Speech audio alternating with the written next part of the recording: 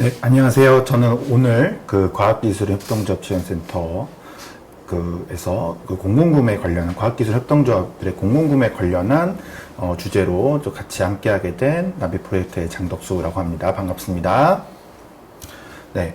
제목에서는 저희 오늘 주제와 제목은 공공기관 대상 영업 정보를 공개되어 있는 자료만 확인해도 꽤나 많은 부분을 저희가 찾아볼 수 있거든요. 그래서 우리 초기 기업 또는 작은 기업 또 공공기관 대상으로 어떻게 우리의 상품을 판매할 것에 대한 전략을 수립하는 기업분들, 협동조합들을 대상으로 공개되어 있는 정보를 어떻게 취합해서 우리가 어떻게 관리를 할 것인가, 그 부분에 대한 노하우 또는 방법에 대해서 좀 같이 얘기해 보려고 합니다.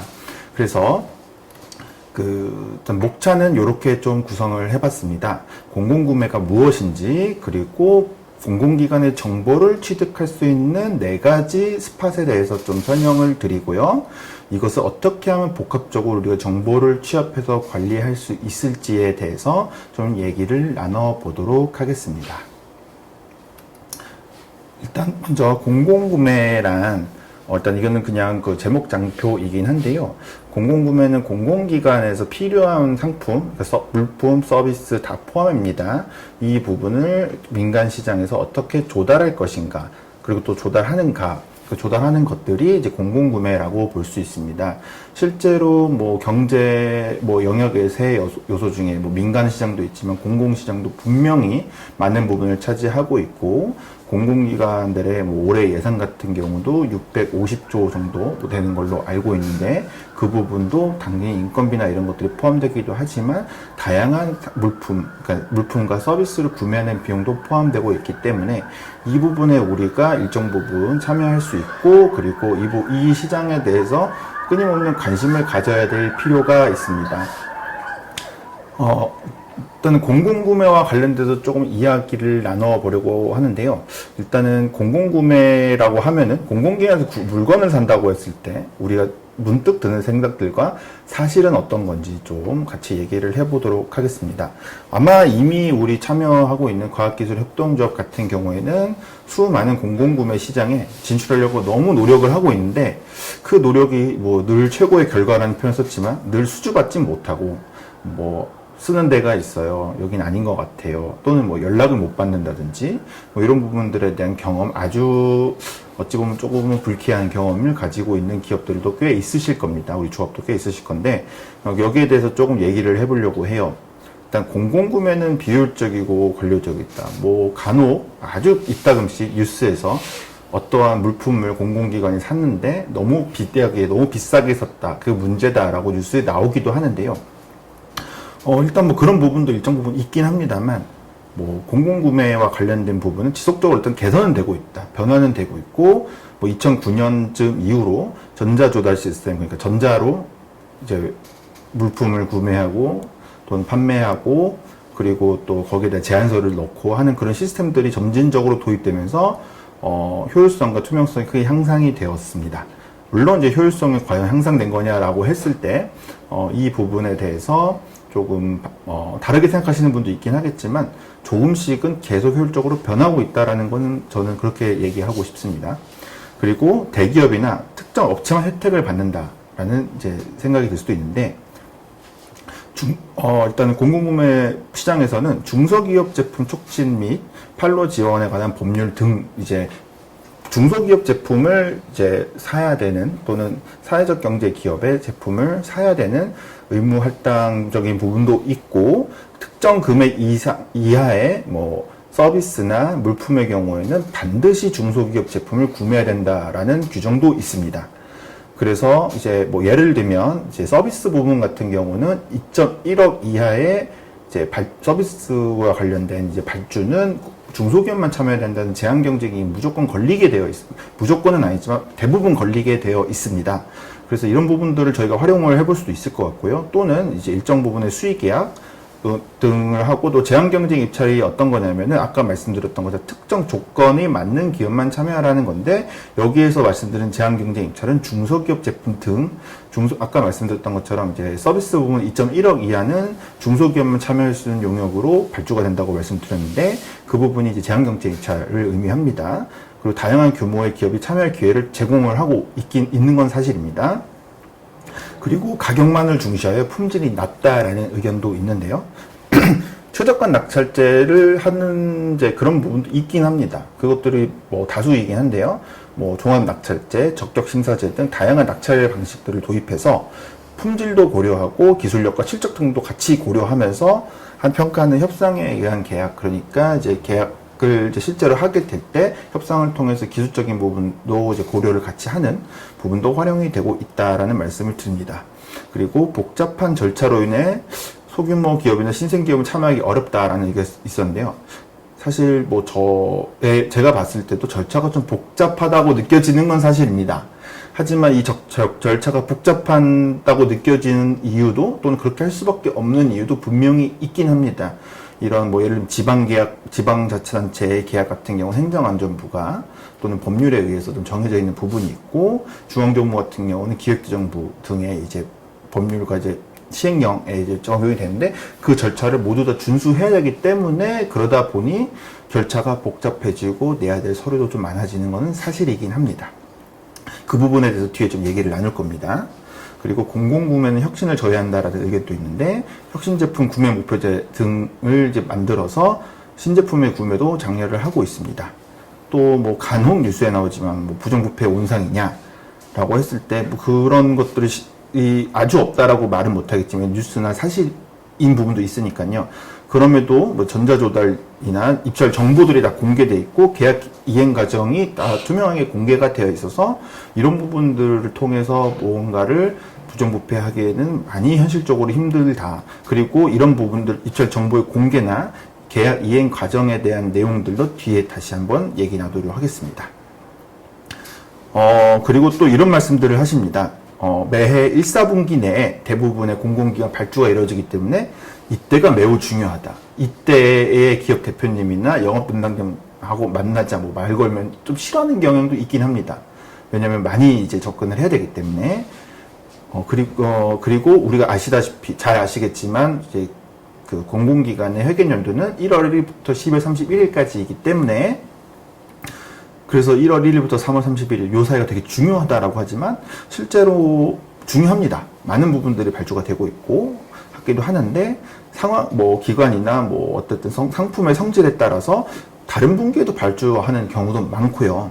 그리고 사업 계획과 이 사업을 하겠다라는 계획의 초안과 예산은 사실 전년도에 결정이 돼서 이미 되게 좀 러프하긴 하지만 예산을 얼만큼 어떻게 쓸 건지에 대해서는 사실 전년도에 결정이 돼서 1, 4분기뿐만 아니라 다른 분기도 매우 중요하다는 말씀을 좀 드립니다.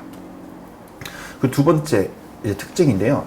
공공기관의 구매에는 법적 규제가 좀 엄격한 편입니다. 민간끼리의 거래는 내가 필요하면 마음에 맞으면 또는 뭐 잘 아니까 구매하고 이런 식으로 이어지는 경우도 사실 많은데 공공기관의 구매는 규정에 의해서 구매된다라는 특징이 있습니다.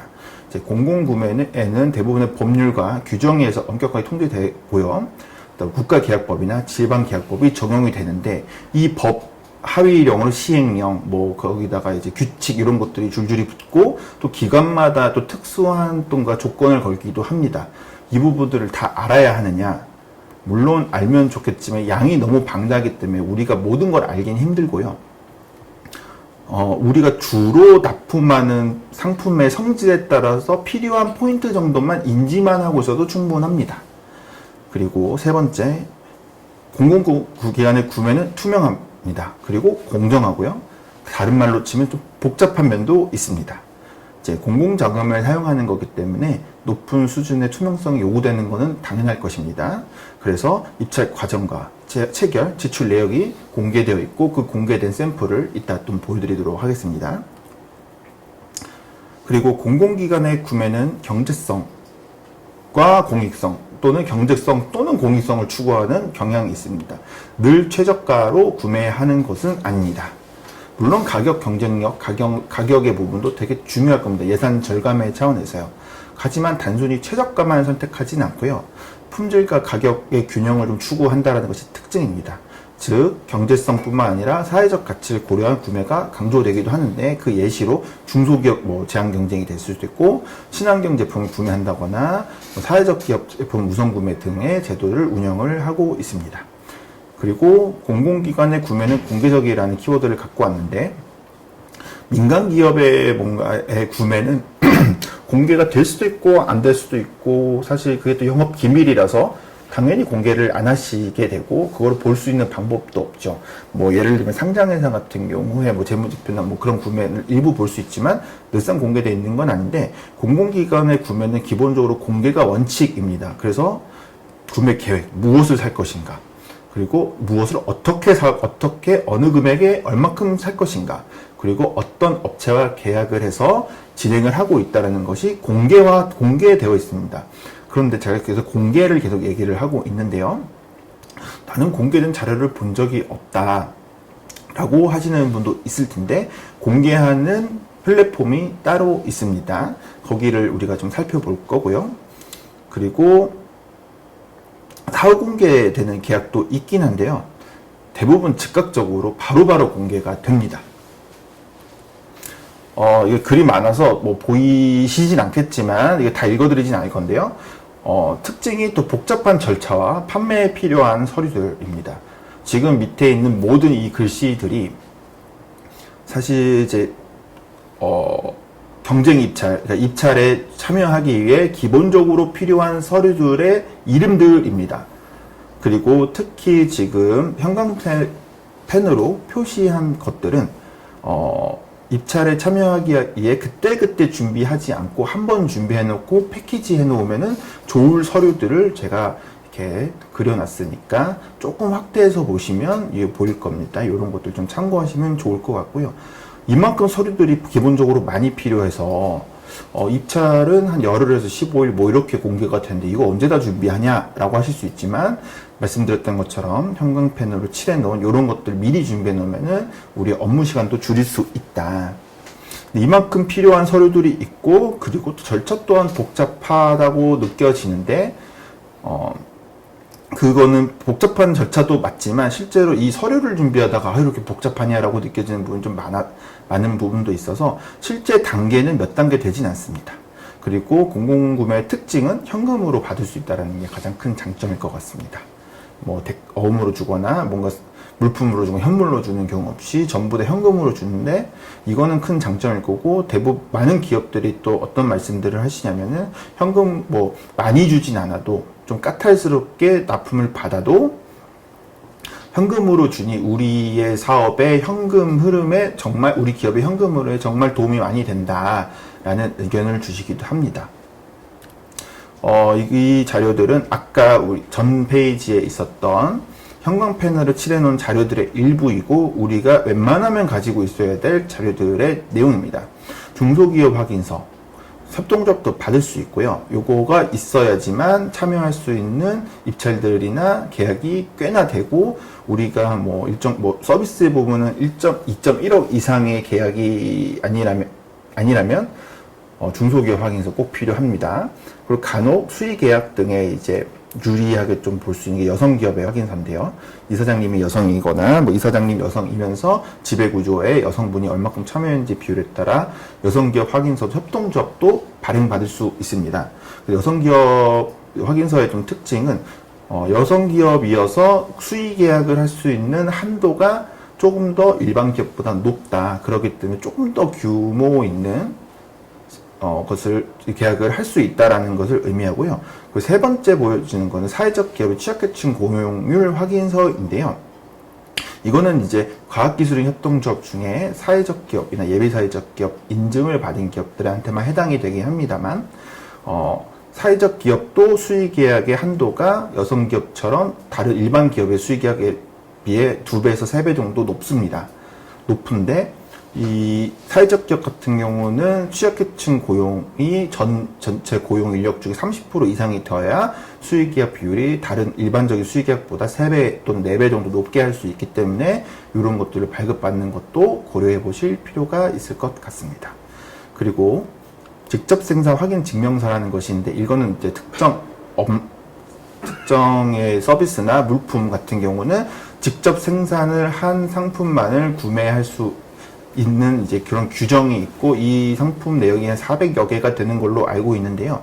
우리의 상품이 이 400여 개의 카테고리에 묶여 있다면 직접 생산 확인 증명서도 발급받는 것을 고려해 볼 필요가 있습니다. 왜냐하면은 그런 이제 아까 말씀드렸던 400여 개의 카테고리에 있는 상품들은 이제 직접 생산 확인 증명서가 없으면은 공공기관이 구매를 할 수 없기 때문입니다. 그럼 이제 이렇게 볼 수도 있습니다. 뭐 과학기술 협동조합을 포함해서 뭐 좀 더 넓은 범주로 사회적 경제 상품은 왜 기관이 구매를 할까요? 일정 부분 의무 구매 목표치가 존재하기 때문에 사는 부분도 있습니다. 공공기관들의 이제 기관평가 항목에 이제 우선 구매율로 좀 이제 배정이 되어 있는데요. 이거는 이제 기관마다 조금씩 배점이나 이런 거는 다르긴 한데, 제가 갖고 온 예시는 광역자치단체의 기관평가의 평가 지표 중에 민간이 이거 중에 하나 갖고 왔고요. 환경친화및 사회적 가치 확산을 위한 우선 구매율이라는 지표의 일부입니다. 글씨가 작아서 잘 안 보이겠지만 중간에 있는 또는 오른쪽에 있는 표는 이제 측정 방법만 좀 더 키워왔는데요. 보시긴 아시겠지만 지방자치단체에서 해당 분야를 달성해 구매된 비율로 이제 있는데, 최저치는 목표치의 70% 이상을 달성해야 이 정도를 측정을 하는 거고, 뭐 마을기업, 자을기업, 사회적 협동조합, 사회적 기업, 장애인 표준사업장 등등등이 있고, 요 개념도 정해져 있습니다. 그래서 요 지표, 죄송합니다. 요 항목에 해당되는, 요 카테고리에 해당되는 기업의 경우에서는 우선 구매를 공공기관이 조금 더 할 가능성이 있다라고 좀 보시면 될 것 같고요. 네. 그리고 이제 목표치도 있는데, 이 목표치 글씨 작으니까 일단은 제외하고, 가장 많은 볼륨을 차지하는 건 녹색 제품이긴 합니다. 그리고 그 다음이 인증 예비 사회적 기업, 사회적 협동조합 순으로 되어 있습니다. 그리고 그럼에도 불구하고 의무이기 때문에 또 평가를 받기 위해 구매를 해야 하는가? 라고 했을 때 그것만 해당되고 있지는 사실 않습니다. 그거와 약간 별개로도 계속 점진적으로 좀 증가를 하고 있는 추세이고요. 그리고 또 기관별로, 공공기관별로 또는 이제 자치단체별로 사회적 경제 상품을 구매하거나 낙찰을 받을 때, 그러니까 그 상품 평가를 할 때 가점을 부여하는 부분들이 있고요. 왼쪽에. 오른쪽 같은 경우는 이제 나라장터 홈페이지 일부를 캡처를 해왔는데, 사회적 기업만 투찰이 가능하다라고 제한 경쟁을 거는 경우도 간혹 있습니다. 네, 죄송합니다. 보시면, 네, 페이지 넘어가겠습니다.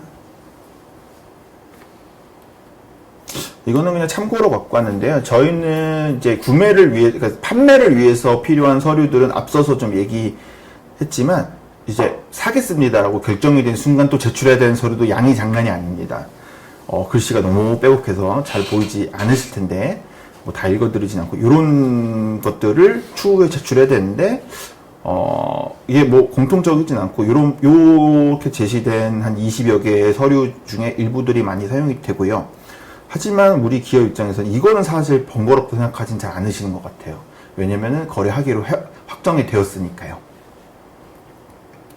네, 그래서 공공구매 관련한 또 공공기관 관련한 활동에 대한 정보를 얻는 스팟들을 이제부터 얘기를 해보려고 합니다. 나라장터 및 조달청 통계를 좀 활용한다면은 기업 입장에서 굳이 전화를 하지 않아도, 또는 우리가 이 부분에 대해서 잘 알지 못해도 우리가 새로운 이제 공공기관에 어떤 영업을 할 때도 도움이 될 수 있는 자료들을 좀 확인해 볼 수 있는 방법을 좀 이제부터 안내 드리도록 하겠습니다. 일단 나라장터란 무엇이냐 했을 때, 아시겠지만 이 좀 쇼핑몰 같은 겁니다. 공공기관에서 구매한 많은 것들, 뭐 전부라고 하진 않겠습니다. 일부는 아닌 경우도 있거든요.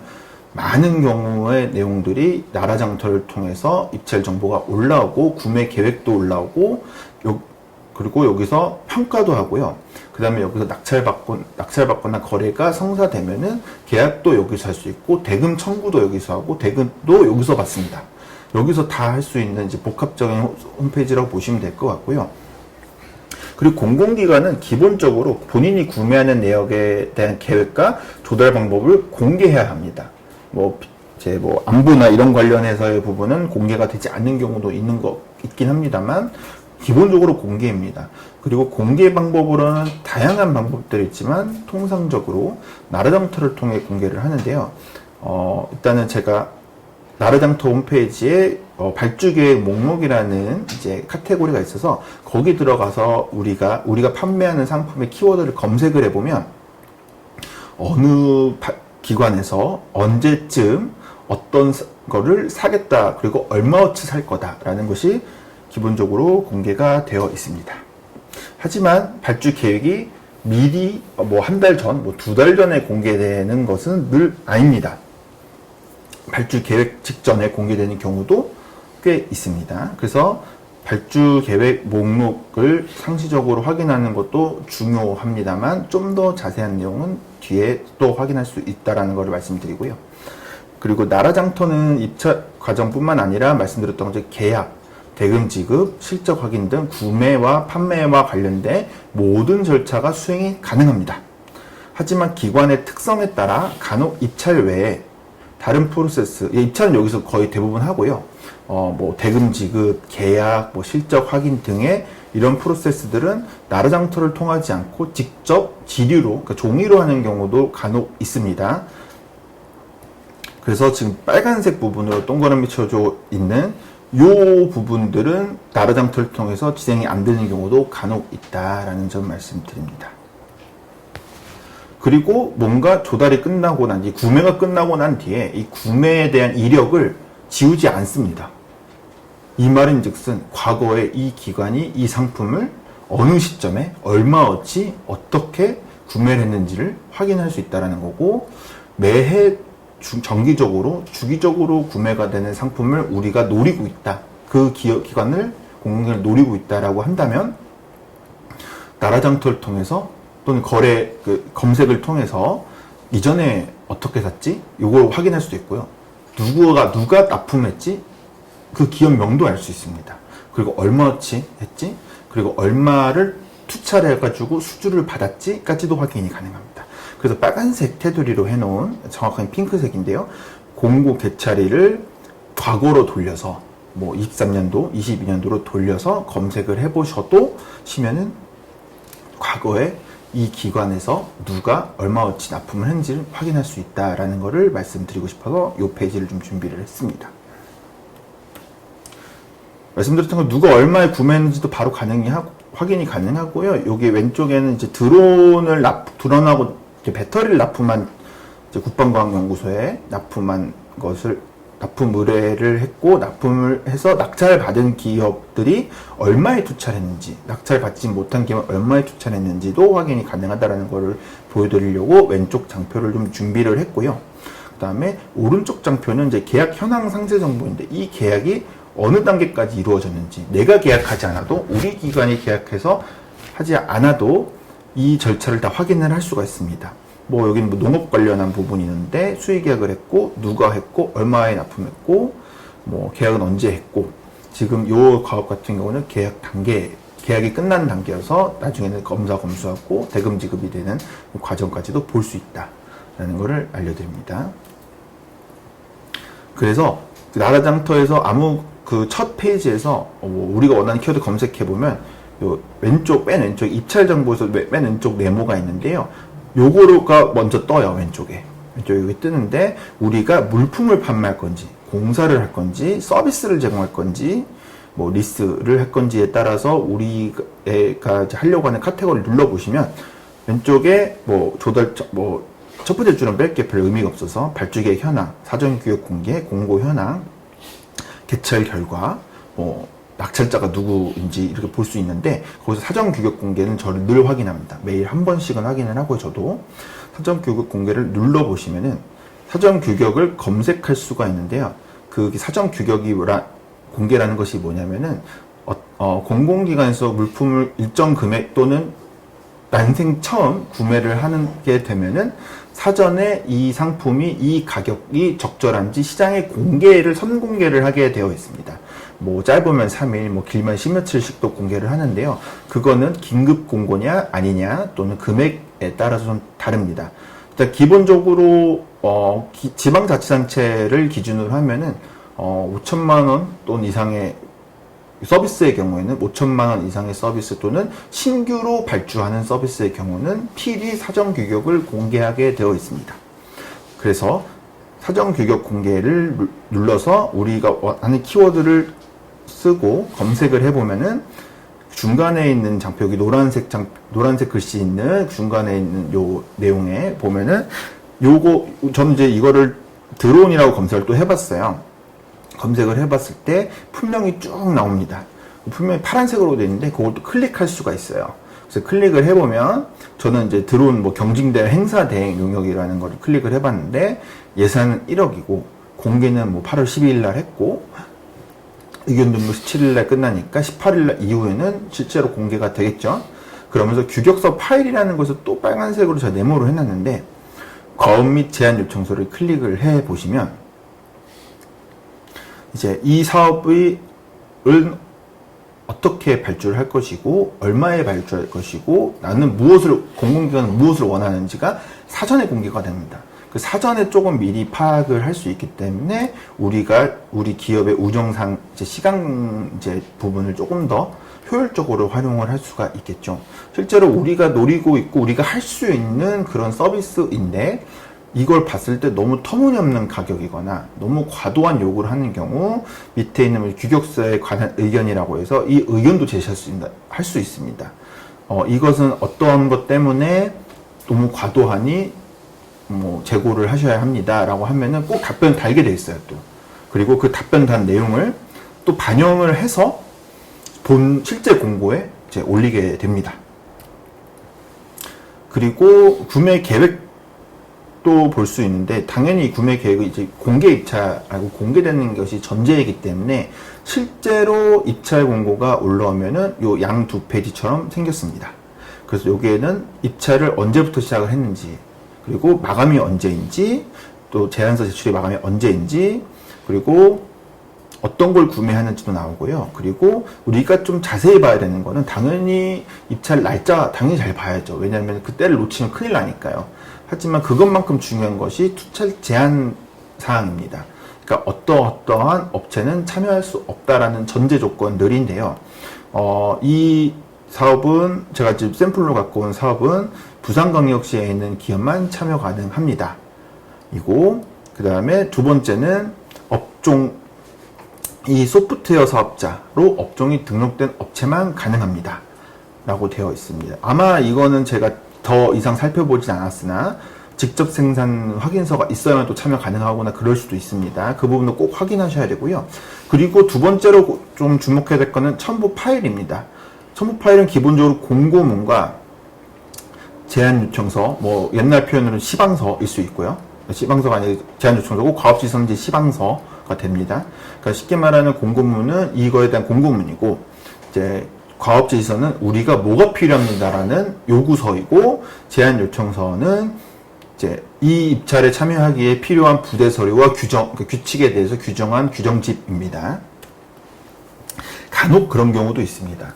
공고문과 뭐 과업지시서 또는 이제 뭐 제안 요청서 내용이 상호 다른 경우들이 있습니다. 뭐 여기는 아까 전에 8월 10일 8월 뭐 20 며칠까지 25일까지 뭐 신청하라고 했는데 공고문에는 첨부 파일에는 뭐 26일까지도 가능하다. 뭐 이런 식이 될 수도 있을 때는 꼭 전화를 해서 담당자에게 문의를 해보시고 확인을 하셔야 합니다. 담당자도 사람인지라 실수하는 경우들이 간혹 있습니다. 그리고 과업지시서 및 제출 서류가 PDF인 경우로 업로드 되는 경우도 간혹 있습니다. 근데 이게 제안 요청서 같은 경우는 이게 필요 양식이기 때문에 PDF 파일이면 저 양식을 편집을 하거나 작성을 못 하잖아요. 그래서 이것도 전화해서 꼭 확인해 보셔야 될 필요가 있습니다. 그 다음에 이제 나라장터에서는 구매 방법에 대해서도 확인을 할 수가 있습니다. 뭐 글씨가 작아서 다 설명드리지 않겠습니다. 공공기관의 구매 방법 유형이 여러 가지가 있는데 그 중에 대표적인 것만 좀 짚고 넘어가 보도록 하겠습니다. 일단은 일반 경쟁 입찰인데 가장 일반적입니다. 가장 기본적이고 일반적인 방법으로 입찰 자격을 가진 모든 업체가 참여하는 일반 경쟁 입찰의 유형이 있고요. 그 다음에 그것만큼 많은 게 제한경쟁 입찰입니다. 특정 자격이나 조건을 갖춘 업체만 참여할 수 있게 하는데요. 뭐 중소기업 제한이나 뭐 기술력 제한, 뭐 지역 제한 이런 것들이 걸리는 경우들이 있는데 앞서 말씀드렸던 것처럼 서비스의 경우에는 2.1억 이하의 서비스에 대한 납품의 경우에는 중소기업만이 참여하는 등 이런 것들이 있어서 대부분 우리가 노려볼 수 있거나 염두에 볼 수 있는 상품의 경우에는 제한경쟁 입찰이 대부분입니다. 그러니까 중소기업 확인서가 필수겠죠. 그 다음에 이제 수의 계약인데요. 뒤에 밑에 중간에 두 개는 건너뛸게요. 수의 계약인데 이거는 이제 우리 기업들이 많은 기업들이 원하는 계약 방식입니다. 공공기관이 특정 업체와 직접 계약을 체결하는 방식으로 뭐 상대적으로 소액 구매, 뭐 긴급 상황에서 갑자기 조달해야 되는 경우, 뭐 갑자기라면 공개 입찰을 해서 선정을 하는 그 과정을 거칠 여유가 없는 경우, 또는 누군가만 갖고 있는 특허 기술 같은 경우에 한정적으로 사용이 되는데 실제로 우리가 염두에 두고 있는 납품하고자 하는 상품이 소액, 그러니까 뭐 최소 2천만 원 정도 이하인 경우에는 수의 계약이 될 가능성이 매우 높습니다. 그 다음에 이제 입찰 방식에서도 이제 제한경쟁 입찰이 또 많은데요. 제안서를 받아 평가한 다음에 이 제안서를 받는 행위 자체가 최저가로만 하지 않겠다는 의미이기도 합니다. 가격도 보지만 대략 10%에서 20% 정도 서비스의 경우 10% 20% 정도 보고요. 그 다음에 당신의 전문성과 경력, 역량, 인력 구성 등을 보고 종합적으로 판단해서 하겠다. 그래서 이제 죄송합니다. 요게 지금 제한경쟁 입찰이 아닌데 이름이 좀 바뀌어 협상에 의한 계약을 말씀드리면 죄송합니다. 그리고 그 전문성이 많이 필요한 서비스나 복잡한 시스템 구축에서는 협상에 의한 계약을 많이 합니다. 그 다음에 뭐 단가 계약도 간혹 있긴 한데요. 뭐 이거는 이제 나라장터 종합 쇼핑몰이라는 또 플랫폼이 있는데 이 부분이 단가 계약을 많이 합니다. 우리가 어떤 품질에서 어떤 부분을 납품할 수 있는 쇼핑몰에 이렇게 등록이 되면은 그 단가를 정해서 구매를 계속 사용하게 되는 유형이라고 볼 수 있을 것 같습니다. 우리가 꼭 좀 확인했으면 좋겠는 거는 앞장에 넘어가서 일반 경쟁 입찰, 제한 경쟁 입찰, 수의 계약, 협상에 의한 계약 요거에 대한 용어 정도는 꼭 인지를 하셨으면 좋겠습니다. 그리고 두 번 또 확인해 볼 수 있는 정보는 아까 말씀드렸던 것처럼 공공기관이 어떠한 물품을 어떻게 샀는지에 대한 기록도 추적해 볼 수 있습니다.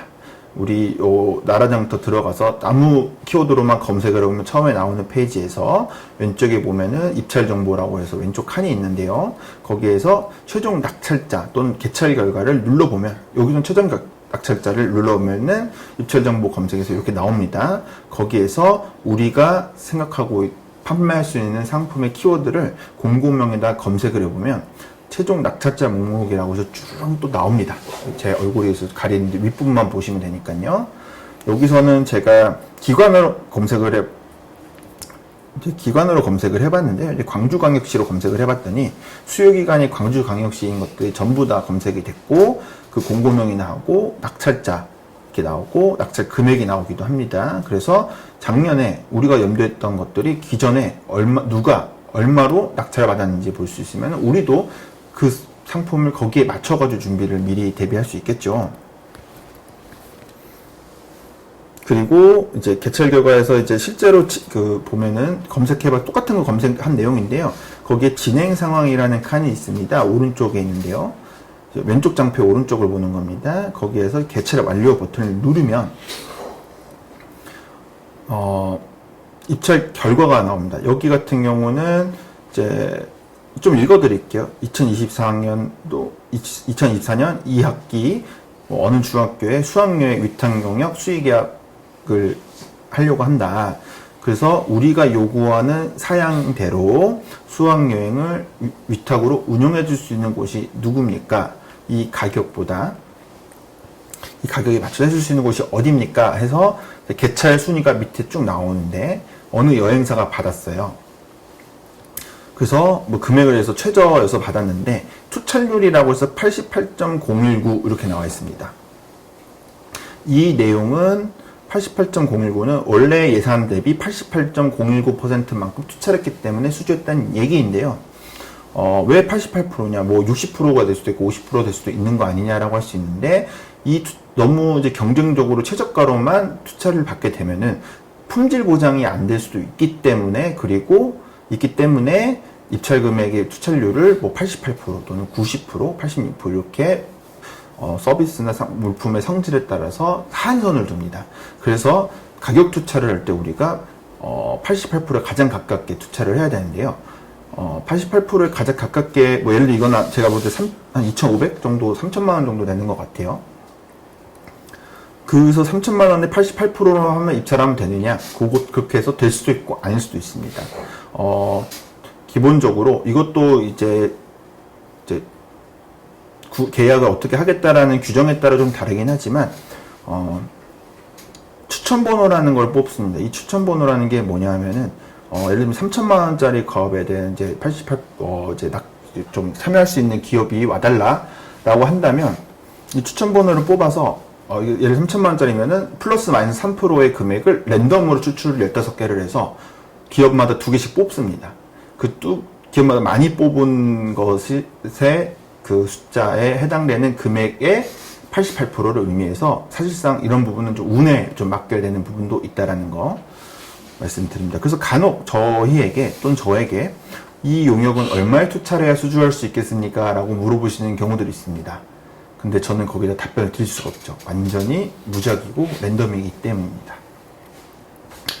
그래서 나라장터를 통해서 기본적으로 확인할 수 있는 정보들은, 다시 한번 요약하자면, 과거에 이 기관이 무엇을 어떻게 누구에게 얼마어치 샀는지를 기본적으로 볼 수 있다 라는 게 핵심이고, 그 정보를 우리가 취득을 해서 올해 또는 내년에 이 사업을 수주하기 위해서 또는 판매하기 위해서 어떠한 가격 전략을 측정을 해야 되는지, 어느 시점에 이 담당자와 컨택을 해볼 수 있는지, 이런 것들을 같이 좀 고민해 볼 수 있는 객관적인 자료라고 볼 수 있겠습니다.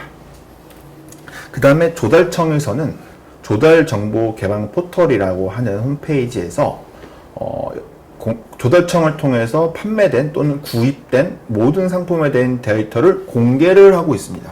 그래서 왼쪽에 있는 장표가 조달정보개방 포털이라고 하는 홈페이지의 첫 화면인데, 우리가 보시면 하면은 밑에 네모 이렇게 되어 있는데, 여기도 뭐 종합분석, 쇼핑몰, 물품 공사, 용역, 외자, 기타 이렇게 있는데, 우리가 판매하는 게 주로 물품이라면 물품을 보시면 될 것이고, 공사인 경우 공사를 클릭하면 될 것이고, 서비스면은 용역을 클릭하면 될 것입니다. 저는 용역을 일단 클릭을 해봤습니다. 클릭하면은 뭐 전체 몇 건을 찾았다면서 파일 데이터가 오른쪽처럼 나옵니다. 그래서 계약 내역과 뭐 공고 내역 이렇게 쭉 있는데, 저는 주로 보는 거는 네모칸진 계약 내역과 계약 상세 내역에 대한 통계를 좀 살펴봅니다. 그래서 상세 내역을 누르면은 이런 창이 나와요. 다 나오는 건 아니고 제가 필요한 부분만 좀 잘라왔는데, 그래서 용어가 어려워서 건드리기 어렵다라고 하실 수 있지만, 일단 냅두고 수요 기관명, 우리가 염두에 두고 있는 기관명을 검색을 한 다음에 검색을 눌러도 되고요. 그 다음에 조회 물품이라고 해서 물품의 이 유형 성질을 우리가 키워드를 찾아가지고 넣은 다음에 검색을 누르면 특정 기간 내에 그 기관에서 어떤 상품을 얼마어치 누구와 샀는지가 데이터가 나옵니다. 그걸로도 좀 확인해 볼 수도 있어요.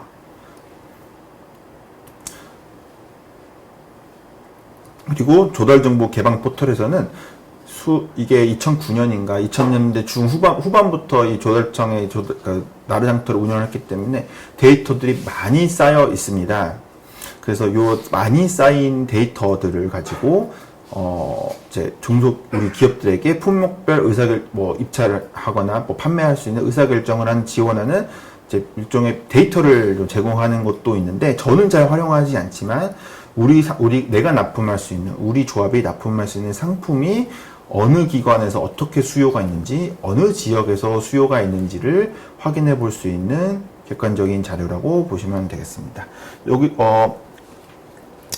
지금까지 보여드렸던 나라장터와 조달정보 개방 포털은 저 같은 경우에는 하루에 한 번에서 두 번, 출근했을 때 한 번, 퇴근했을 때 한 번 이렇게 조금씩 늘 찾아보고 기록하고 우리가 저 같은 경우 제가 소속되어 있는 회사가 할 수 있는 일에 대한 수요가 있다고 하면은 그 정보를 우리 구성원들에게 전달하고 우리가 할 수 있냐, 할 거냐 이런 것들을 논의해 보기도 합니다.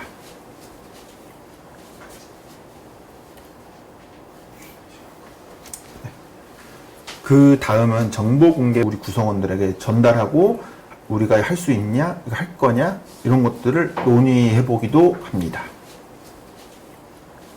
그 다음은 정보 공개 포털이라는 홈페이지에 대해서 좀 얘기해 보려고 합니다.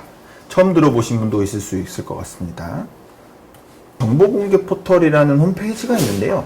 기본적으로 공공기관이 보유 관리하는 정보를 국민에게 공개하고 제공하는 통합 창구, 통합 홈페이지라고 보시면 될 겁니다. 주요 기능으로는 통합 정보를 제공하는데 중앙기관, 중앙행정기관, 지방자치단체, 공공기관들의 정보를 한 곳에서 제공하는 기능이 있습니다. 그리고 간혹 뉴스나 우리가 또 필요할 때 정보 공개를 청구하는 경우도 이 홈페이지를 통해서 이루어집니다. 그리고 정부나 이 기관의 주요 정책에 대한 정보를 제공하기도 하고요. 그리고 공공기관이 생산한 문서의 원문을 그대로 공개를 합니다. 이 말이 뭐냐 하면은 어떤 구매에 대한 의사결정을 공공기관 내부에서 했을 때 그거에 대한 기록물도 볼 수 있다라는 겁니다. 그러면은 그 내용을 우리가 사전에 올라온 걸 보면은 이 시점에 이 기관의 이 부서가 무엇을 구매하는지를 확인할 수가 있다라는 거이고요. 다른 거는 크게 우리 쪽에서 중요한 부분은 아니고 기업이 확인해 볼 법한 정보들은 노란색으로 또 표시를 했습니다.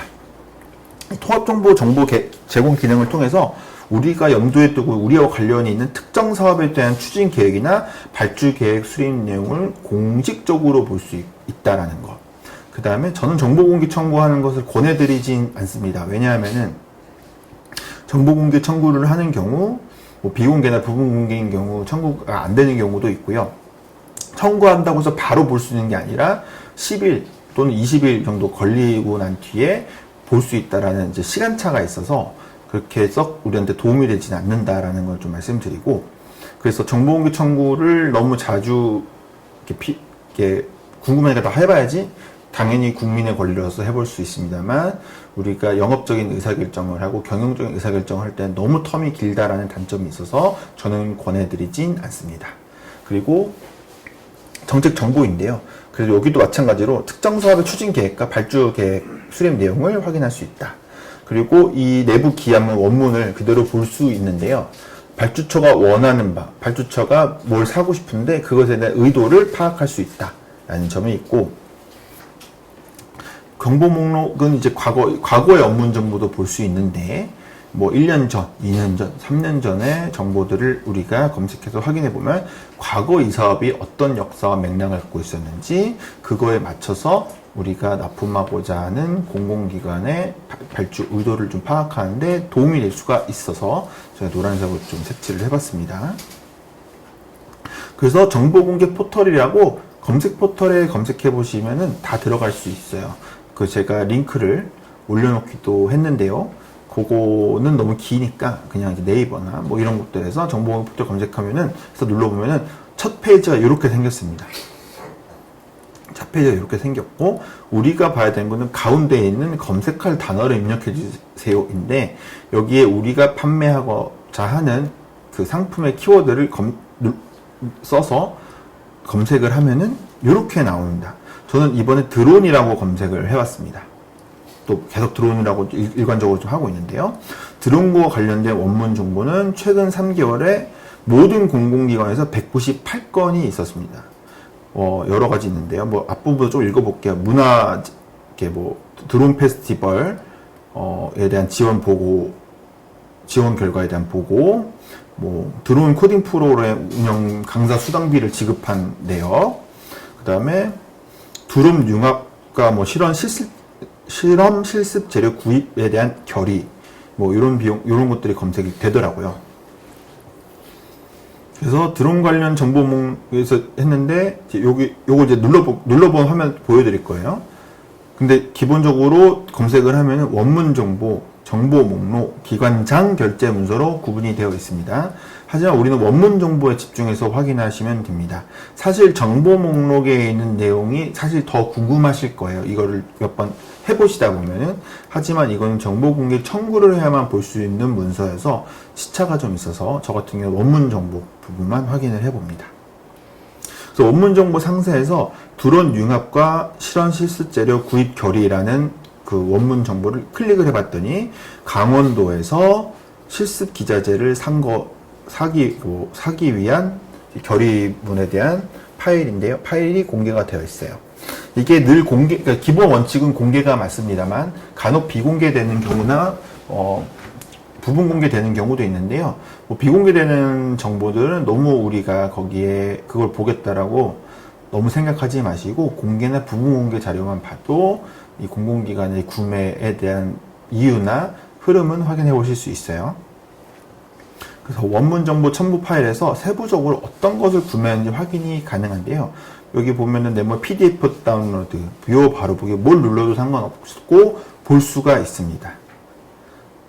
그리고 수 있어서 예를 들면 우리가 드론 융합 관련된 실현 실습 재료를 납품하는 접동조합이다 하면은 이런 것들에 대해서 보면 될 것 같고, 여기의 내용을 제가 여기에 이 그 자료에 올려놓지는 않았습니다만 실제로 이 내용을 검색해서 들어가 보면은 어떤 기자재를 얼마어치 살 거다라는 게 단가가 명시되어 있어서 우리 상품의 가격대랑 비교해 보는 것도 가능합니다. 그리고 이거는 제가 아까 드론이라고 해서 딱 검색했는데 딱 3개월치만 나왔잖아요. 사실은 최대 1년치까지도 볼 수 있고, 지금 오늘부터 과거 1년치가 아니라 뭐 예를 들면 2022년 1월 1일부터 10월 31일, 뭐 21년 1월 1일부터 10월 31일까지 이런 식으로 검색도 할 수 있습니다. 그래서 옛날에 과거에 기관이 어떻게 이 사업을 했는지도 확인을 해볼 수가 있고, 또 기관이 너무 많을 수도 있잖아요. 기관명으로도 검색이 가능합니다. 그래서 기관 선택 부분에서 기관 찾기를 누르면 오른쪽 것 같은 창이 나오는데 거기다 검색을 해보면 기관별로도 확인을 할 수 있고요. 이 통합 상세 검색 창이 나오려면은 잠깐 올려볼게요. 죄송합니다. 여기 요 장표, 왼쪽 장표 상단에 보면은 상세 검색이라는 연두색 칸이 있습니다. 그것을 눌러 보면은 상세 검색 창이 나옵니다. 그래서 할 수 있는 것과 조금 어려운 부분을 이제 위아래로 좀 구분을 해봤어요.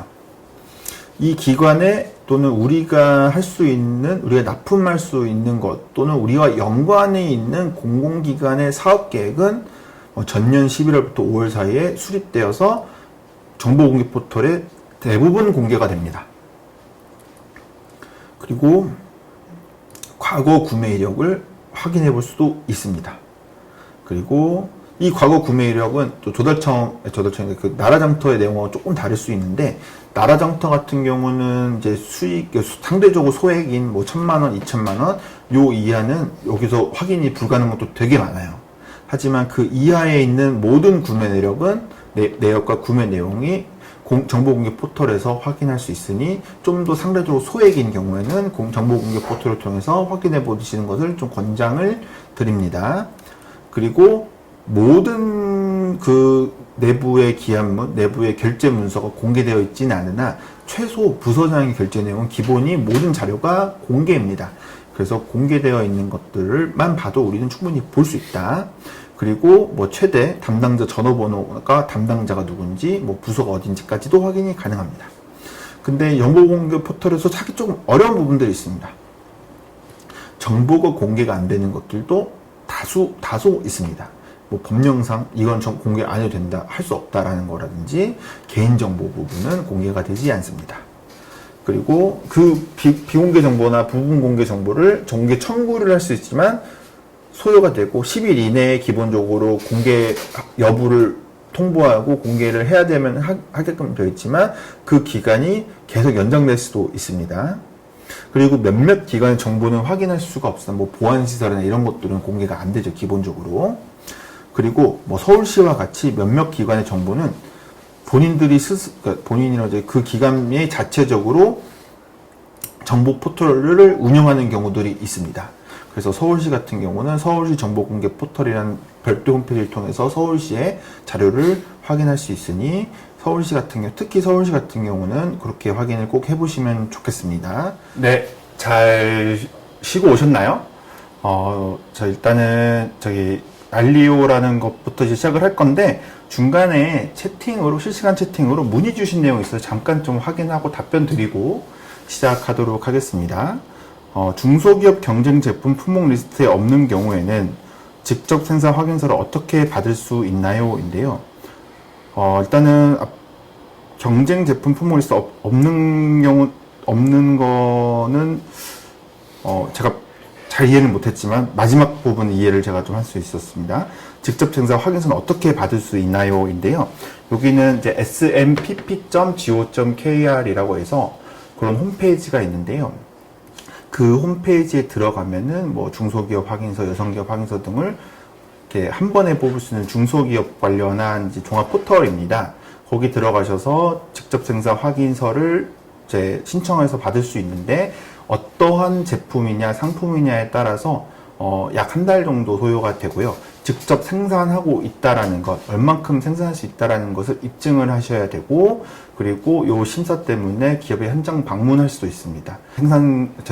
직접 생산 확인서를 이렇게 어느 상품을 이제 해줄 수 있는지에 대한 내용도 그 홈페이지에 있으니까요. 다시 한번 불러드릴게요. smpp.go.kr로 들어가셔서 확인해 보시면 될 것 같습니다. 그 다음에 알리오인데요. 이 알리오는 뭐 이름 그대로 뭐 잘 알리시오 뭐 이런 걸 수도 있는데 공기업이나 준정보기관, 기타 공공기관의 경영정보가 알리오에서 공개되게 되어 있습니다. 공공기관 경영정보 공개 시스템을 얘기를 하고요. 정부에서 운영하는 웹사이트고 당연하겠죠. 공공기관의 경영정보를 투명하게 공개하는 것을 목적으로 합니다. 그러니까 어떠한 공공기관이나 어떠한 뭐 공사, 공단 뭐 이런 것들은 기본적으로 경영공시가 되어 있고 몇 명이 이제 일하고 있고 거기에 대해서 임금은 얼마고 뭐 이런 것들이 다 공개가 되어 있는 곳인데요. 이 주요 기능은 이제 뭐 기관의 일반 현황, 뭐 인지건수 이런 것들이 공개가 되어 있는데 저희가 볼 건 딱 두 개입니다. 실제로는 공개가 된 정보에서 우리가 좀 염두에 두고 있는 기관의 성향을 좀 파악해 볼 수 있고, 두 번째는 이제 이 기관에서 발주하고자 하는 상품에 대한 정보를 여기서도 같이 볼 수 있습니다. 물론 나라장터에서 볼 수 있는 내용이고 그 내용과 같은 내용이긴 합니다만 여기서 볼 수 있는데 말로만 설명드려서 죄송합니다만 여기서는 그 기관의 분기별 수익계약 내역도 다 확인할 수 있습니다.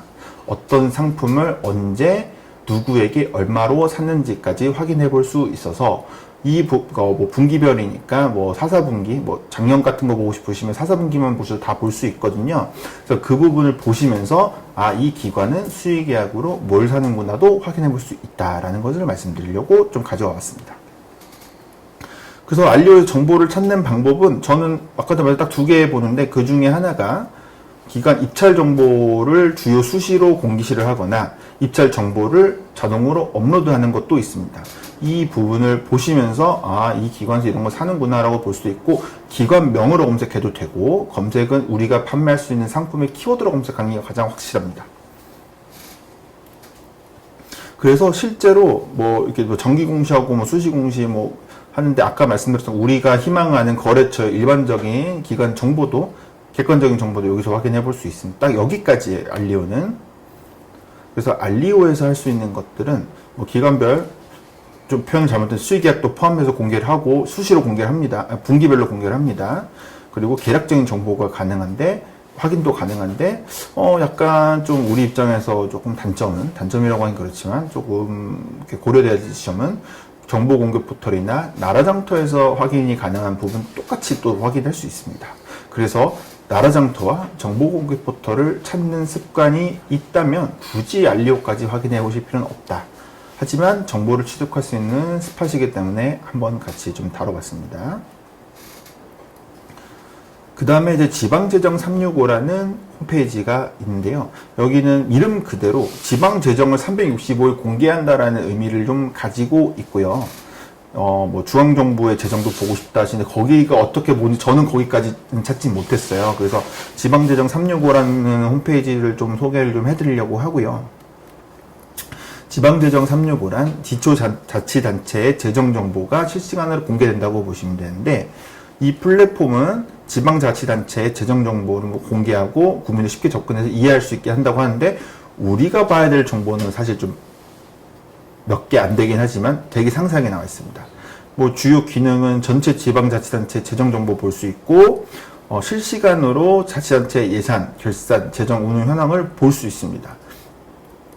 우리가 확인해 볼 법한 정보는 실시간 정보가 업데이트되는 내용이에요. 이 말은 이제 자치단체의 특히 이제 예산과 재정 운영 현황이 중요한데 이거를 지자체별로 사업별 운영 계획과 지출 내역을 볼 수 있는데 가로에 하루 전까지라고 표현을 했잖아요. 그러니까 오늘 만약에 공공기관이 구매를 해서 비용을 지출했으면은 내일 공개가 됩니다. 그래서 하루 전에 거는 볼 수 있다를 좀 얘기를 좀 드리고요. 그래서 제가 지방재정 365가 거의 실시간으로 공개된다고 표현드린 거기도 합니다. 여기는 제가 말씀드렸던 정보를 찾는 이제 메뉴를 따라가는 것이 약간의 시간이 좀 복잡합니다. 그래서 빨간색 네모로 좀 해놨고요. 처음 홈페이지를 들어가면 왼쪽과 같은 화면이 나오는데요. 그 중에 지방재정 통계라는 곳을 눌러보시면 오른쪽에 있는 장표처럼 이렇게 나옵니다. 자치단체 통계, 공공기관 통계 이렇게 나오는데요. 자치단체 통계에서 집행 이 부분을 눌러보시면 이렇게 또 왼쪽 상단에 있는 화면처럼 나옵니다. 거기에서 즉 네모친 곳에서 세입 현황에 있는 이제 꺽쇠를 누르고 세출 현황으로 바꾸시고 그 다음에 세부 사업별 세출 현황으로 다시 눌러서 이동. 복잡하죠? 제가 뒤에 좀 정리해놨습니다. 하면은 왼쪽과 같은 창이 나옵니다. 세부 사업별 세출 현황이라고 해서 뭐 네모칸에는 서울, 자치단체, 회계전체, 분야전체, 날짜, 사업명, 조회 이렇게 나오는데요. 저 이거 정말 요긴하게 쓰고 있습니다. 서울은 이거 눌러보시면은 광역자치단체 17개가 다 나오고요. 뭐 전체도 검색할 수는 있어요.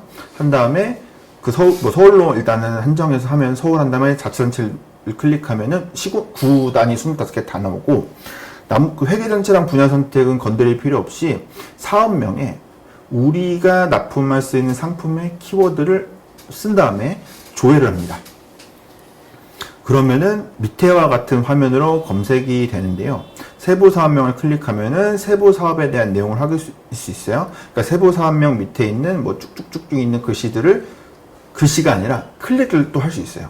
클릭을 하면 되는데 하면은 세부 사업 내용을 볼 수 있고 이따 같이 볼 거예요. 결정적으로 뭐 지방재정 365 얘기할 때도 그렇고 알리오 얘기할 때도 그렇고 정보공개 포털 얘기할 때도 그렇고 우리 상품을 설명할 수 있는 키워드가 정말 중요합니다. 저희 뭐 예를 들면은 뭐 드론만 하는 건 아니고 뭐 수리도 할 수 있고 뭐 교육도 할 수 있고 여러 가지 또 파생적으로 우리가 할 수 있는 상품들이 있잖아요. 그런 것들을 다 리스트업을 해서 저 같은 경우는 우리 회사에 이런 것들 검색을 보통 15개 정도 키워드를 매일 해봅니다. 이런 것들 걸러내는 게 가장 중요하고요. 그래서 이번에 또 마찬가지로 드론이라고 검색을 해봤어요. 검색을 해보니까 서울시에서 드론과 관련이라는 이름의 사업명을 가진 사업 현황이 7개가 나왔는데 그 중에 제가 한번 이번에 보려고 하는 거는 서울시 구로구에 있는 공공분야 드론 활용 및 운영이라는 사업이고 오른쪽에 있는 칸 쭉쭉 보면은 개는 1, 2 돼 있고 000 뭐 이렇게 있는데요. 다른 거는 괜찮고 개가 뭐냐면은 이 사업의 예산의 총액을 얘기하고 여기서 다니는 현재는 100만 원입니다. 그래서 1200만 원을 얘기하는 겁니다. 그래서 이걸 눌러보니까 화면이 작아서 제가 읽어드릴게요. 뭐 드론을 활용한 뭐 업무 처리 기간 단축, 행정 업무 추진 효율성을 제고하기 위해 전문적인 드론을 운용을 하겠다라는 사업의 목적을 가지고 있고요. 그래서 그리고 이거는 어느 조직 환경국에서, 스마트 환경국에서, 스마트 도시과에서 뭐 요런 사업을 한다 하고, 노란색 글씨만 좀 같이 좀 읽어볼게요. 지출 현황을 클릭하면은 현재까지 지출 현황을 확인할 수 있는데, 지출 현황이 어디냐면은 좌측 상단에 있습니다. 사업 계획은 파란색이고 지출 현황은 지금 빨간색 네모를 해놨는데요. 요거를 눌러보면 어떤 화면이 나오냐면은 이렇게 화면이 나와요. 그러니까 이 사업이 예산 현액이 얼마고 지출을 얼마 했다. 그러니까 예산이 얼마 남았고 어떤 걸 지출했는지가 쭉 나오는데, 여기는 제가 요 자료를 준비한 날짜를 기준으로 해서 한 건 지출해서, 이 사례는 썩 좋지 않아서 다른 사례를 좀 갖고 와봤습니다.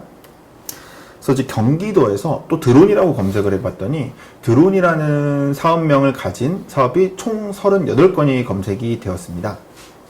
이 뒤에 볼 건데, 그리고 하나 또 추천해드리고 싶은 것은 우리 이렇게 네모칸 중간에 되어 있는데 검색 날짜를 지정을 할 수가 있어요. 그래서 현재 거를 보고 싶으면은 뭐 오늘이 8월 21일이니까 8월 20일로 검색하면 나오는데, 23년도 12월 31일이나 22년도 12월 31일 같이 완전 말일로 검색을 하면은 그 해 1년치 그 지출했던 내역이 다 나오거든요. 그래서 저 같은 경우는 기본적으로 12월 31일자로 검색을 해서 늘 확인을 해봅니다.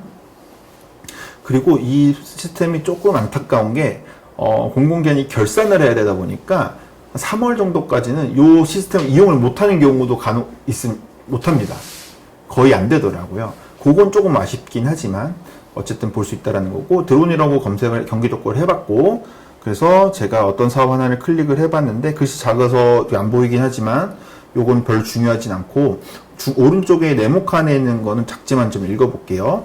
뭐 지급 일자가 뭐 12월 29일이고 스마트 도시과에서 어떤 비용 지급을 43,900원을 했다라는 지출액이 리스트가 쭉 나와요. 그래서 요 쭉 내려보면서, 이 사업은 이 부서에서 얼마를 가지고 어떻게 지출을 하는구나. 근데 작년에 요때 지출했구나를 보면서, 요맘때쯤 우리가 납품할 수 있는 게 있으니까 요맘때쯤 여기에 전화해 보거나 좀 문의를 해볼 수 있지 않을까? 라는 것도 좀 확인이 가능합니다. 그래서 지방재정 3용호는 기본적으로 지방자치단체 단체의 가계부가 하루 전 내용이긴 하지만 거의 실시간으로 공개되고 있다.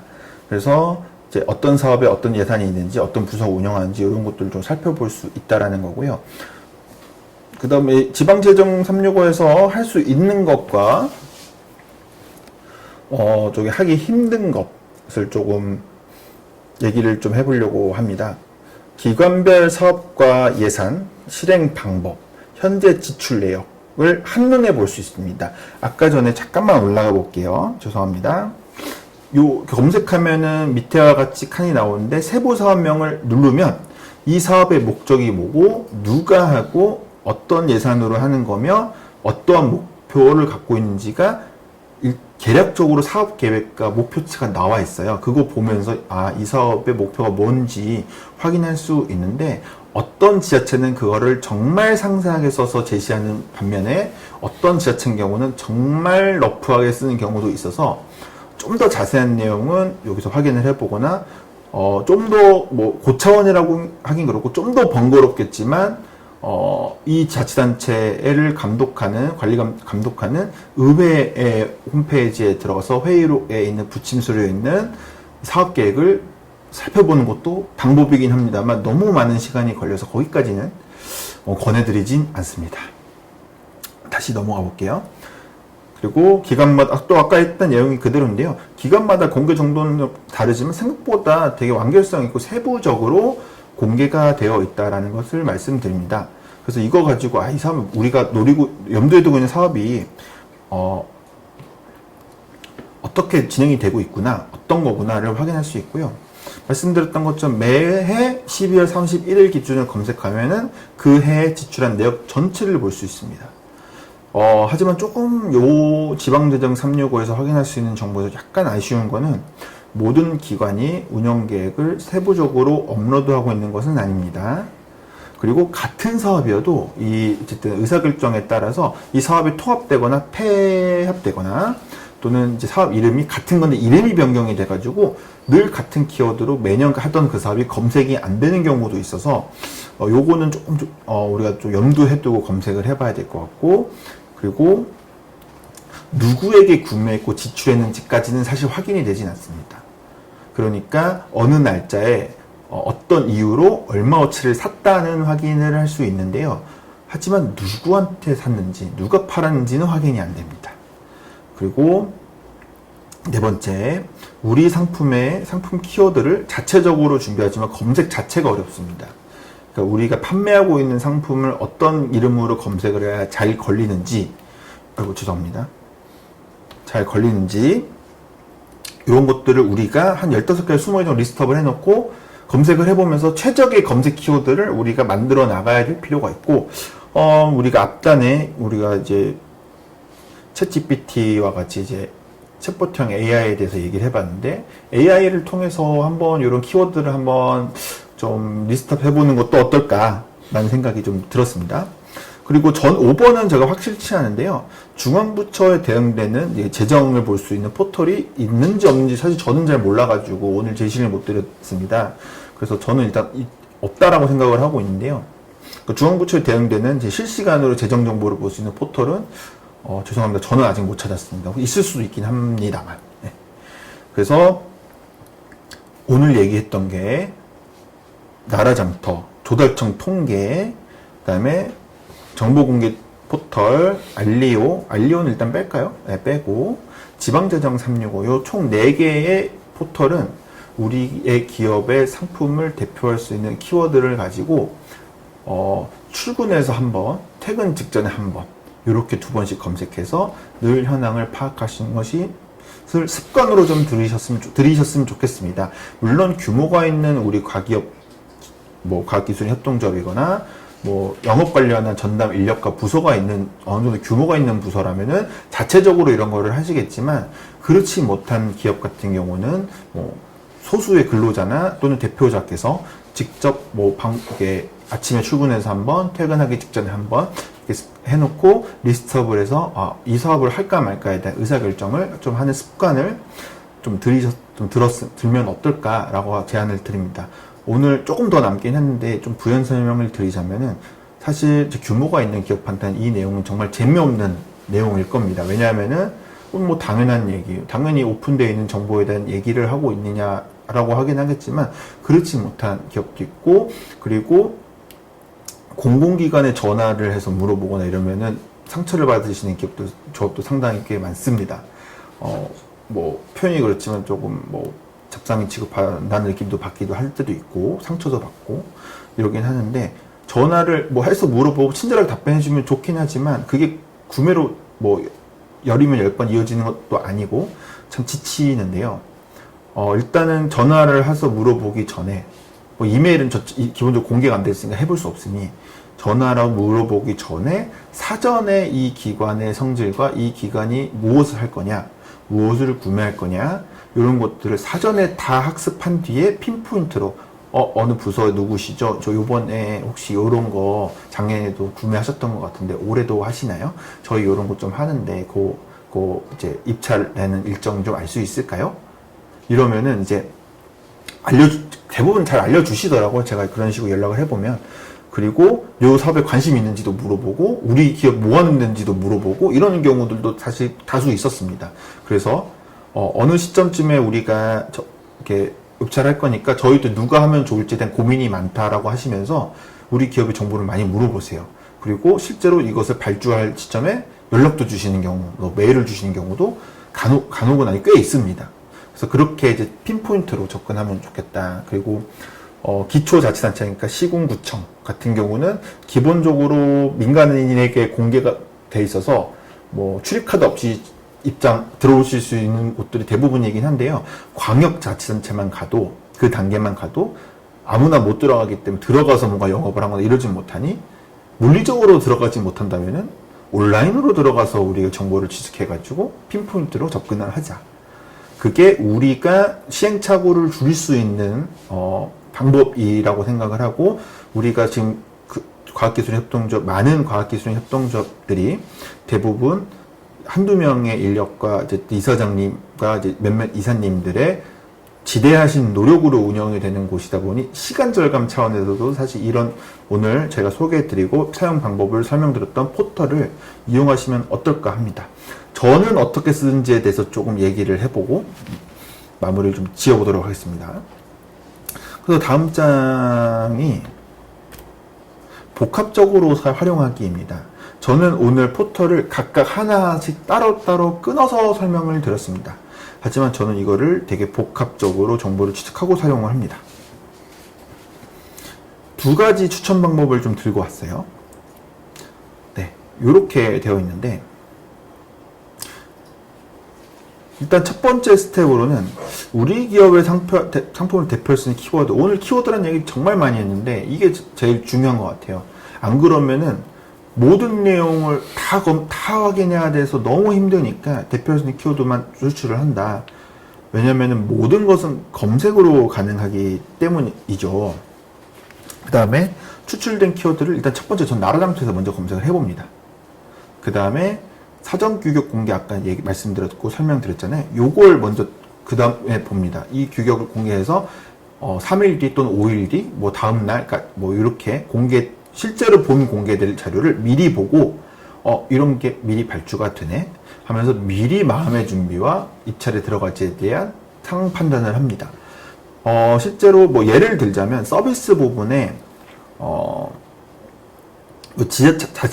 기초자치단체를 기준으로 해서 서비스 부분의 입찰 공고 같은 경우에는 1억인가요? 5천만 원 이하의 이렇게 서비스에 대한 발주는 10일 공개하면 됩니다. 원칙상 10일인데요. 그러니까 우리가 아는 10일이랑 좀 다르긴 해요. 입찰 공고 올린 날이라 입찰 접수 마감 받는 일을 뺀 10일이라 실제로 우리가 받아들일 땐 12일인데 그게 주말을 포함하거나 쉬는 날을 포함해서 12일이거든요.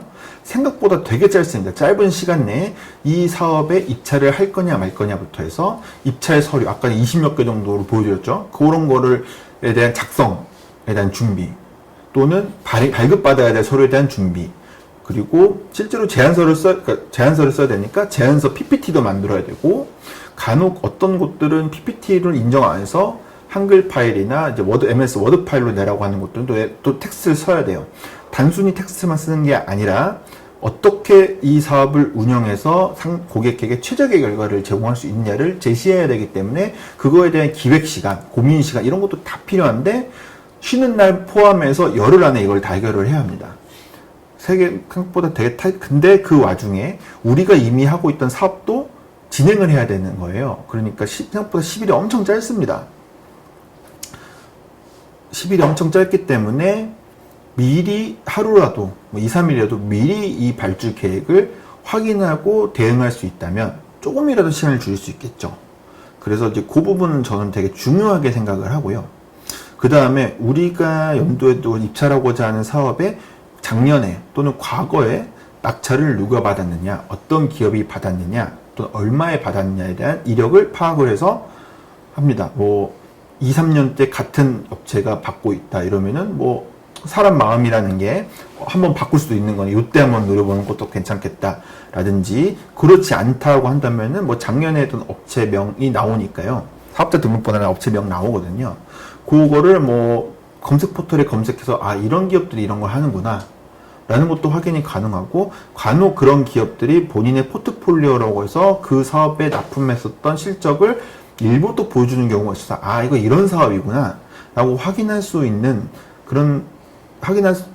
있도록 하는 기초적인 정보가 낙찰자 정보라고 보시면 될 것 같습니다. 그러니까 어떤 분들은 낙찰자 정보를 보고 여기 이렇게 따가지고 부럽다 하고 끝나는 데도 있지만 그게 아니라 그런 기업들을 모아서 그 기업들이 어떻게 사업하는지 등을 거기서 확인하는 경우도 있습니다. 그 다음에 마지막 스텝으로는 거기에 이제 첨부되어 있는 과업지시서, 건축 같은 경우는, 공사 같은 경우 시방서라고 표현해서 그 파일이 업로드 되기도 합니다. 과업지시서를 보고 이게 어떤 과업이구나, 우리가 할 수 있는 거구나, 이거를 할 수 있지만 얼만큼 남길 수 있구나 라는 것을 대략적으로 우리가 같이 판단을 한 후에 입찰 유무를 결정하는 것. 저는 그래서 일단 나라장터를 좀 복합적으로 쓰는 거를 얘기를 했고 그 다음에 마찬가지 스텝 1은 똑같아요. 그 다음에 이제 입찰을 들어가겠다라고 마음을 먹었으면 그 기관, 그 사업의 맥락과 과거의 지출 내역도 같이 확인해 볼 필요가 있습니다. 그러니까 키워드를 지방세정 365에 검색을 하는데 키워드뿐만 아니라 이 입찰, 그 나라장터에 올라온 입찰은 기본적으로 이제 어떤 기관이 어떻게 하는지 공개가 되어 있으니까 기관으로 검색을 해도 나와요. 부서로 검색해도 나오고 기관으로 검색을 해서 이 사업에 대한 내용, 그 지출 내역과 이 사업에 대한 계획, 요 아까 전에 지방재정 365에 요 사업별로 사업 계획이 공개되어 있다고 말씀드렸잖아요. 그걸 보고도 판단을 일부 할 수 있고, 우리가 좀 노리고 있는 사전 규격 공개가 됐든 이런 것들이 공개가 됐지만 간혹 수의계약인 경우도 있어요. 그래서 우리가 입찰을 할 수 있는 권한이나 기회조차 주어지지 않는 경우들도 간혹 있거든요. 그거를 사전에 확인하기 위해서 지방재정 365에 들어가서 지출 이력을 확인해서 이게 수의계약인지 아닌지를 확인해 보는 것도 필요한 사항이라면 필요한 사항입니다. 대략적으로 5천만 원이 넘어가지 않는다면 수의계약의 가능성도 꽤나 있으니 그 부분을 꼭 염두에 두시고요. 기초자치단체를 기준으로 합니다. 그리고 5천만 원이 넘거나 1억이 넘는 거다 이러면은 수의계약인 경우가 그렇게 많지는 않으니 제한경제 입찰이라고 보시면 될 것 같습니다. 그리고 발주 계획을 올려놨지만 실제로 본 발주가 상당한 텀을 두고 있는 경우도 있어요. 이 지출을 2월 달에 하겠다라고 계획을 올려놨지만 3월도 안 하고 4월도 안 하고 5월도 안 하고 이런 경우들이 간혹 있거든요. 그런 경우는 기관의 사정에 의해서 일단 멈춰진 사업일 수 있으니 담당 부서에 전화해가지고 이 사업 하는 건지 맞는 건지 한번 물어보실 필요도 있습니다. 그러면 또 생각보다 친절하게 그 상황에 대해서 또 말씀 많이 주시더라고요. 제 경험은 그렇습니다. 그래서 일단은 오늘 제가 준비한 소소하게 우리 기업의, 우리 조합의 여건에 맞는 공공구매 관련한 영업 정보를 파악할 수 있는 스팟과 대표적인 방법에 대해서 좀 소개를 드렸고요.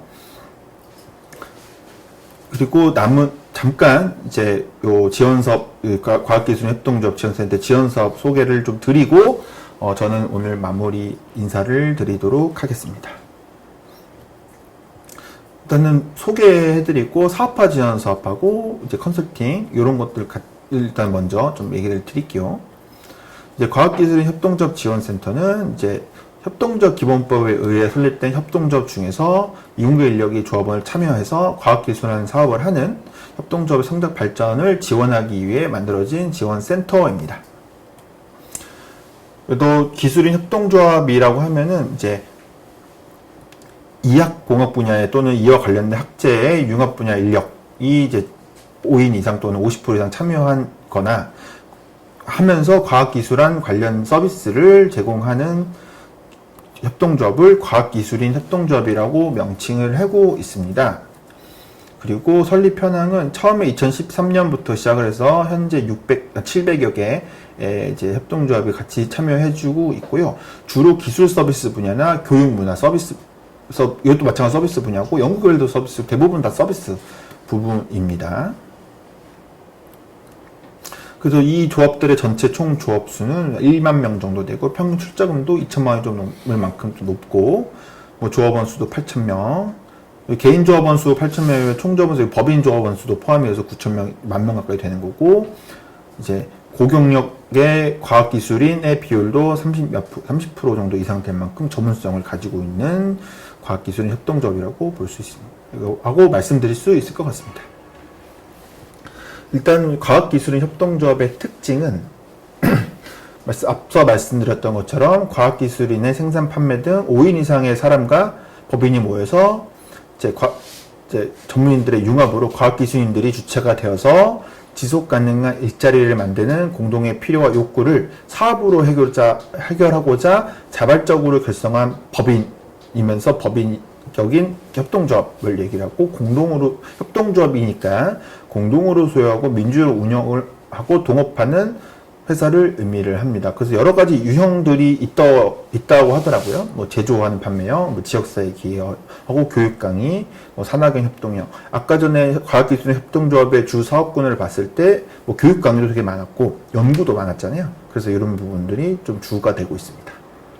일단 가장 큰 특징은 사업화 지원 사업이라고 할 수 있을 것 같습니다. 특징이자 메리트인데요. 과학기술이 협동조합으로 등록을 하면, 등록이 되면, 그리고 등록 신청을 해서 등록이 되시면 사업 아이템에 대한 개발, 개선 등 시장 경쟁력 강화에 필요한 서비스 지원이나 협동조합을 대상으로 3개의 유형별 맞춤형 지원을 해드리고 있습니다. 뭐 일반형, 심화형, 고경력형이 있는데요. 이제 뭐 일반형은 이제 시장 경쟁력 강화 지원하는 사업이고, 심화형은 우리가 이미 디벨롭 되어 있는 상품에 대한 개발 개선을 통해서 시장 진출을 지원하는 것, 고경력형은 이제 고경력자 과학기술인 협동조합의 사업 활성화를 지원하는 건데, 고경력 과학기술에 대한 정의는 우리는 만 50세 이상의 과학기술 분야 경력 10년 이상인 분을 고경력 과학기술인이라고 저희는 정의하고 있습니다. 이거는 기본적으로 1분기 중에 과학기술인 협동조합 홈페이지에 공고를 해서 신청받고 지원하는 형태를 취하고 있습니다. 당연하게도 과학기술인 협동조합으로 등록하지 않으면 사업화 지원 사업에 참여 기회가 없습니다. 만약에 교육 들으시는 분들 중에 과학기술인 협동조합 등록에 관심이 있으신 분들께서는 과학기술인 협동조합 등록을 한번 염두해 두시고, 물론 이거에 대한 내용은 검색 포털에 검색해 보시면 또 나옵니다. 그 다음에 교육 컨설팅 지원 사업이고, 오늘의 우리의 만남이 교육 지원 사업하고 연관이 되어 있습니다. 그래서 뭐 저희 했던 거는 경영 지원의 경영 역량 강화 과정으로 우리가 현실적으로 할 수 있는 공공기관의 이제 영업 정보를 확인하는 걸 오늘 같이 해봤고요. 일단 설립 지원과 경영 지원이 있습니다. 저희가 온라인으로 설립 지원 교육도 꾸준히 해왔고 경영 지원 꾸준히 해왔고, 단순하게는 아니지만 전체 이제 교육 형태가 아닌 1:1 컨설팅 형태도 같이 하고 있으니 관심 갖고 좀 참여해 주시면 좋을 것 같아요. 이 또한 과학기술인 협동조합으로 등록 신청을 하셔야 가능한 겁니다. 그 다음에 등록된 과학기술인 협동조합의 공동 홍보나 뭐 성과를 열심히 또 드러내는 또 그런 사업들을 하고 있습니다. 그래서 그 예시 중에 하나의 예시로 이제 어떤 특정 과학기술인 협동조합의 이제 저희가 만들었던 이제 그 홍보 자료를 같이 좀 보여드릴게요. 소비재 부품 장비 협동조합이라는 이제 과학기술인 협동조합의 우수 사례의 홍보물 만들었던 건데요. 조금씩 천천히 넘겨볼게요, 제가. 제가 이렇게 보여드린다고 했는데 나오지 않아서 말씀을 좀 드릴게요. 저희가 이제 과학기술인 협동조합 대상으로 하는 이제 홍보하는 것 중에 사업 중에 하나로 이제 카드뉴스 이렇게 만들어 드리는 것 중 예시를 좀 보여드렸고요. 일단 등록 절차에 대해서 좀 설명드리도록 하겠습니다. 기준을 확인을 하고요. 그 다음에 그거에 대한 이제 조사서 작성 및 제출을 하게 되고, 그 다음에 등록 검토를 한 다음에 확정을 합니다. 그리고 지원 프로그램에 대한 안내를 저희가 또 드리고요. 그리고 난 뒤에 지원 프로그램에 참여하는 그 순서대로 진행이 될 것 같은데, 아까 말씀드렸던 여러 가지, 3가지 큰 메리트가 사업화 지원 사업에 참여할 수 있는 자격이 주어지는 것, 그 다음에 맞춤형 교육과 컨설팅을 할 수 있는 것, 그 다음에 성과 및 홍보 확산 지원에 저희 그 대상 기업이 되신다는 것, 그게 가장 큰 메리트라고 보시면 될 것 같습니다. 과학기술 협동조합 등록 절차가 제가 오늘 요 페이지에 준비하지 못했는데요. 검색 포털에 과학기술 협동조합 검색만 해도 어떻게 등록하는지 바로 앞단에 나오니까요. 그걸로 꼭 좀 참여해 주셨으면 좋겠습니다. 아까 말씀드렸던 인력 구성이 우리가 봤을 때, 간략하게 봤을 때 우리의 조합은 대상이 아닐 것 같아 라고 단정하지 마시고 일단 신청해 보시고 판정 받아 보시는 것이 더 좋겠습니다. 이게 기준이 생각보다 다채롭기 때문에 그 중에 하나만 인정돼도 인력이 인정이 되기 때문에 가능하다라는 거 말씀드리겠습니다. 네. 혼자 하기 어려운 일 과학기술 협동조합과 함께 같이 협동조합으로 시작했으면 좋겠습니다. 과학기술 분야 인력의 지속 가능한 일자리를 과학기술인 협동조합 지원센터가 함께 하도록 하겠습니다. 감사합니다. 이것으로 오늘의 이제 교육과 안내 내용은 마치도록 하겠습니다. 혹시 뭐 궁금하신 사항 있으셔서 채팅방에 올리신 분이 이제 아까 쉬는 시간 전에는 한 분 계셔서 제가 답변을 드리긴 했는데요. 혹시 없으시면 맞춰보도록 할게요. 저희 여기 신청해 주셨던 분들 대상으로 만족도 조사 링크 같이 나갈 겁니다. 그 만족도 조사 참여해 주시고 거기에 혹여나 궁금하신 사항 있으면 그 만족도 조사에 의견 남겨주시면은 저희가 별도로 안내 드리도록 하겠습니다. 그럼 이것으로 마치겠습니다. 고생 많으셨습니다. 감사합니다.